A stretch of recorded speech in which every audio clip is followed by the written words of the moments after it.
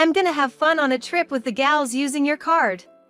Out of the blue, I got a call from Brian. I had noticed he'd been coming home late for the past few weeks, secretly chatting on the phone with Nicole, and acting antsy around the house. Had he been plotting something like this all along? I had suspected he might have teamed up with Nicole for some kind of scheme. Good thing I was prepared. Maybe I should pretend to be surprised here. Mine? Huh? What do you mean? Explain.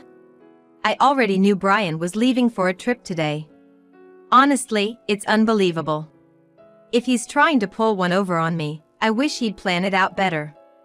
I had been patient with everything until today. But now, I only felt the urge to get back at him. There's no way I wouldn't have a revenge plan ready. It's about time we fight back against those insufferable siblings, after all the patience we've shown. Once today is over, I reckon everything will clear up. I hope they're having fun on that trip, not realizing one of their fellow travelers is on my side. My name is Pamela Smith. I'm 33, living in a house with my husband Brian. Right after high school, I started working at my current company. After gaining some experience and being recommended by my boss, I acquired several certifications. In this company, if you have certifications and a proven track record, you're valued. I even got a position when I was about 21, and it seems I was the only one to get such a role so young. Even though it's just a lead position. I secretly aspired to reach at least the rank of a department head. After some time had passed, a few new employees joined the company, and among them was Brian. Though I'm younger than him age-wise, I'm his superior at work. I was assigned to train Brian and 2 others, a total of 3 people. Pamela, you're pretty close in age to us, right? And you're a supervisor? Seriously? Yeah, I think I'm maybe a year younger or so. I've been working here ever since I dropped out of my high school, so I've got some experience under my belt. I see that you have your career plans well laid out early on. That's impressive. He often complimented me back then. Then Brian started pursuing me. I reluctantly began dating him, but before I knew it, I had fallen for him. From there, I guess our relationship was pretty typical. We'd go out for dinner or drive around, and before long, we moved in together. After moving in, I started to notice Brian's sloppiness. I thought maybe he trusted me enough to be himself, so I tried not to mind it too much. After living together for a while, Brian proposed, and I said yes. Then we sat down to discuss our future.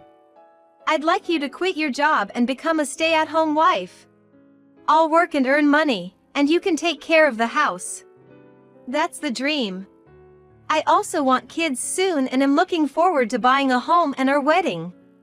I'm thinking of wedding, home, then kids, in that order. What do you think, Pamela? You know, Brian, that plan sounds great. I don't really mind the order either. But money's a concern. Even with our savings, you know? And I don't plan on quitting my job. Even if we have kids, we can work by being flexible. I'm a bit worried about the finances if we buy a house. Yeah, I get that. But I hate that you earn more than me. Still, I want our house. I was thinking of buying one right after our wedding. That might be tough. I already earn more than you do. So, how about we manage the wedding and the house for now, and think about kids later? We can decide what to do about my job then. All right. Let's do that. Honestly, I didn't want to quit my job, but I felt like suggesting this, otherwise Brian might be demanding forever. Before our wedding, we had an engagement party with both families. Brian's sister, Nicole, was away on a trip, so I met her for the first time at the wedding. She entered the bride and groom's waiting room without knocking, looked me up and down, snickered, and said, "So, this is who Brian chose? A bit plain compared to his past choices, huh? Oh, I'm Nicole. Your sister-in-law. I'm the type who doesn't hold back with family, so heads up." I'm Pamela. Nice to meet you. Nicole flapped her hand in a wave and left the room. I was left stunned by her upfront attitude. Yes, it turns out this sister-in-law is quite the character. I later greeted my sister-in-law's husband and thought he seemed like a decent guy. The ceremony went off without a hitch, and after touring our new home, Brian and I bought the house we both liked. I thought things were gonna get busy, so I put more energy into my work. On a seemingly ordinary day off, the doorbell suddenly rang. Since I was occupied, I had Brian answer it. He came back chatting and laughing, and it turned out my sister-in-law had dropped by. "Pamela, hey there. Brian's doing pretty well, huh? Owning such a big house. Good for him. After all, he's my little brother. Right? I've been working hard. Make yourself at home. Pamela, don't we have some snacks or something? My sister's here, so hurry up." I felt something was off with Brian's behavior. He started acting all high and mighty because his sister was here. And he probably told her he bought the house himself. I contributed to the down payment and am paying the mortgage, but Brian really wanted his name on the title, so I gave in. Since we were living together, I thought it didn't matter whose name was on it. But the way he explained it to his sister kind of irked me. But I decided to hold my tongue and not make a scene. "Here's some snacks. Brian works really hard, you know." Why does Pamela sound so bossy? She's not the boss or anything. Well, I am Brian's supervisor at work. Oh, that's right. Did I not mention that? When I started the job, Pamela was already a manager. Since she started working right after dropping out of high school, it couldn't be helped.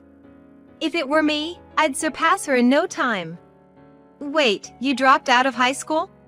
You look so serious, and yet you're less accomplished than me? Is there a problem just because I dropped out of high school? No, not really. But Pamela, since you didn't graduate from high school and I'm your sister-in-law, I can ask you for anything, right? That's true. Pamela, whatever my sister says is the final word. If you refuse, I'll kick you out of the house. I struggled to understand what this sibling pair was talking about. What's the point if she can ask me for anything because I do not have a high school diploma and she's my sister-in-law? And if I don't listen, I'll be kicked out of the house? What kind of nonsense is this? Is this a joke? I gave a polite smile and quickly escaped to the kitchen. I could hear Brian's voice from the kitchen, and from what I gathered, they seemed serious about their earlier conversation. After their conversation, my sister-in-law came into the kitchen. Pamela! Hey, I've got a favor to ask. What's up? I kinda need to borrow a little money, like $5,000. Please! How is that a little money? That's a lot. What do you need it for anyway? Come on, it's just $5,000? You're a supervisor, right? You must have a good salary. Oh, right. I need it to cover the remaining renovation costs. Didn't you just brag about your new condo the other day? Huh? Did I? Anyway, just hand it over. Brian told me he'd lend it to me and said I should ask you. What? Why would he decide that without asking me? Listen, Pamela. Either give me the money, or I'll call the boss right now and tell him you want to quit. Which one do you prefer? All right. Nicole, I'll lend you the money. But on one condition. We need to draw up a promissory note. What? Even though we're family? I want it in writing. So, when you come to get the money, make sure to bring your ID with a picture, okay? Ugh. Such a hassle. But fine, if you're gonna give me the money. I'll be over tomorrow night. And so, I decided to lend my sister-in-law the money. I had this gut feeling that getting her to sign a promissory note was essential. Even though Nicole grumbled, she did bring everything I asked for the next day.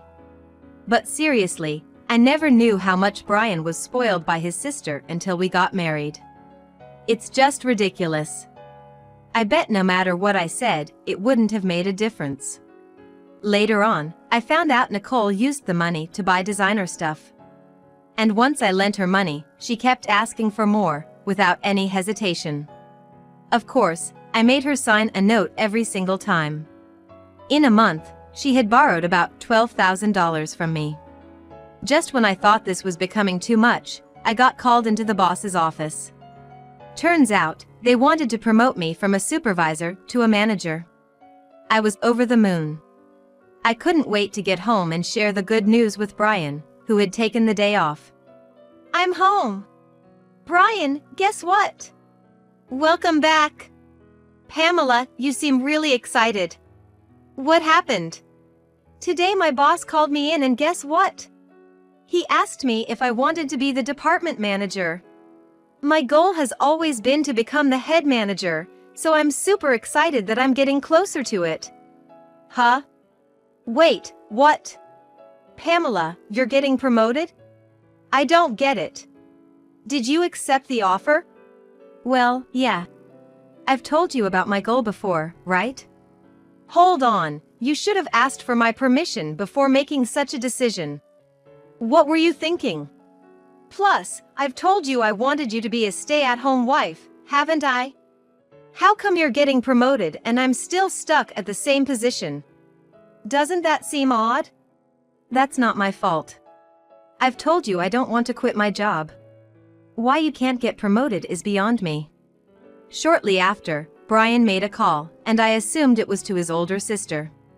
Sure enough, a few minutes later, his sister arrived. Hey! I heard you stole Brian's promotion opportunity. What's the big idea? No, I didn't steal anything. At our company, promotions are based on performance. So you're saying Brian's incompetent at his job? How dare you look down on him as his wife? This is ridiculous. Let's go grab some barbecue on her dime. They rummaged through my purse and took my bank card. I tried to resist, but they were 2 against 1 and I ended up being restrained. The 2 of them left, laughing. Tears welled up in my eyes. I shouldn't have married such a man. It's too late for regrets. I need to find a good divorce lawyer. That night, Brian didn't come home. The next day, when I went to work, Brian had already arrived and came up to me with a smug look, saying, "Yesterday was a blast. Eating on someone else's dime is the best. Thanks for the treat." When he handed me the receipt, I saw he'd been to an upscale barbecue restaurant and the bill was $1,200. There were also receipts from luxurious bars that totaled an unbelievable $6,000. I wanted to snap back, but more and more employees were coming in, so I held my tongue. On my way home, I checked how much was withdrawn from the bank and, to my shock, it was $8,000. I confronted him when I got back. "Brian, what were you thinking? Taking out $8,000? Fancy barbecue and luxurious bars? It's my money, and it's what I had saved from my single days. I just got home and you're nagging me around. Money from your single days? Don't know, don't care. Can't do anything about it now since I've already spent it." He said that and ran into the bathroom. That's it, I'm definitely gonna divorce him. I went to see a lawyer over the weekend. Several weeks have passed since then. The preparations for the divorce are progressing steadily. Ever since that incident, Brian has been coming home late, and he leaves the house in a hurry on his days off. I was getting suspicious and thought about hiring a private investigator when I got a call from Kevin, my sister-in-law Nicole's husband. "Hello. Is this Pamela's number?" "Yes, Kevin. It's rare to hear from you." "Yeah, it's been a while. Anyway, is my wife there?" "Nicole? No, she's not here." "I see. She's been coming home late and leaving without telling me on weekends. She said she was at Brian's place when I asked her yesterday." "Oh, I see. Brian's been acting the same way. Maybe they're both going somewhere together. It's none of my business anymore, so I don't really care. Oh, and Kevin, I had something to tell you as well. Can you hear me out? None of your business anymore? What do you mean? All right, go ahead. I told him everything that happened. About the money I lent to my sister-in-law and everything else. Upon hearing this, Kevin sighed and said, "Is that so? I'm sorry about my wife. To be honest, I've been at my breaking point and considered getting a divorce, but I just couldn't take action." Why don't you use the evidence I've gathered, Kevin? You should divorce too. It's not fair for you to be in this situation. Let's give those siblings, who are so selfish and spend money recklessly, a taste of their own medicine. Yeah, let's work together on this. Oh, by the way, I think Nicole and the others might be planning a trip. He mentioned that she had urged him to take a long vacation and that there were travel brochures on Pamela's vanity. Curious, I decided to look inside the shelf that Brian had always told me not to touch. Sure enough, I found travel brochures and club cards. That's when it clicked for me. Kevin, I think they might really be planning a trip. I found some brochures. I've got an idea. As I explained the plan, Kevin laughed and agreed to go along with it. We decided to coordinate further via text and ended the call. I also sent him some potential evidence that could be beneficial for the divorce and meticulously planned our next steps. 2 weeks later, early one morning, Brian left the house. I knew about it since Kevin had informed me the day before. A few hours later, Brian called. "I'm gonna have a blast on your card with my sis and friends." He had been coming home late and sneakily making calls with Nicole. I had sensed something was off. I suspected they were up to something. Good thing I had prepared. Maybe I should act surprised. "Mine? What? What do you mean? Explain." "Seriously? You didn't notice? We planned this trip ages ago. Kevin was just our backup plan in case something happened. We felt you've been getting too arrogant lately and talked about teaching you a lesson. Got it now? You can't stand up to us anymore. I don't have to tolerate this any longer. I've been patient for so long, a little payback isn't too much to ask for. I don't feel anything anymore. Not even a shred of emotion." "Brian, what did you say earlier?" "I told you. About your debit card, right?" "Huh? I have my card in my wallet though." "What? What are you talking about?" "Because here it is. Wait, what the heck is this?" "You just noticed? Slow on the uptake, huh? Didn't you take my old gym membership card from the fitness club I used to go to? It's the same color and same stiffness." "Oh my God. It does say fitness club. But I swear, when I checked it, it was definitely a debit card." "You sure you didn't just mix them up?" "Hey! I heard everything because you're on speaker. What's going on? Brian brought a fitness membership card? I'm sure I saw my debit card." Ugh. So it was a scheme by Nicole and Brian, huh? I'm so disappointed. Actually, last night, I switched the debit card with the membership card. Seems like you didn't check this morning and just went with it. What? Dude, what the heck are you playing at? No, I should be the one asking that. Brian, tough break, huh? Don't get too cocky just because you're my stepsister, got it? You'll remember this when we get back. I've got gifts waiting for both of you when you come back. You trying to bribe us? I won't accept anything but cash. Well, we'll see about that. Look forward to it. That's beside the point. What should we do now? Oh, Pamela, can you send me some money? I hung up the phone. I didn't need to hear any more. Then I got a message from Brian saying, "You better send it, okay? Or, worst case scenario, we still have Kevin here, you know." I simply replied with, "Is that so?" and went back to sleep. I was woken up by the ring of my phone in the afternoon. Looking at the screen, there were an incredible number of missed calls and messages. First, I called my brother-in-law and then answered Brian's call. Hey, finally! Send the money ASAP. Please! It's so cold I think I'm gonna freeze. The reason they're cold is because they're in Alaska. Considering it's February, you can imagine it must be freezing. If Brian and his group are saying they're cold, seems like my plan worked. Really? You said Kevin would help, right? Or is he not there? What? Do you know something? Anyway, it's freezing, and Kevin's not here. Should I clue you in? Since you and Nicole teamed up, Kevin and I did too. Simple, right? Now do you get why I entertained you guys for so long on that first call? To buy time. And Kevin? He hopped on another plane and is coming back here. I hung up once I got word he boarded the plane. Got it? What's your deal with my husband, huh? Don't tell me. You're wrong. We teamed up to get back at you. Now, find your own way back. See you. And with that, I hung up. Kevin should be arriving here soon. I decided to call in my lawyer. We had our final meeting regarding the divorce before Brian and the others would return. Why did I gather everyone here?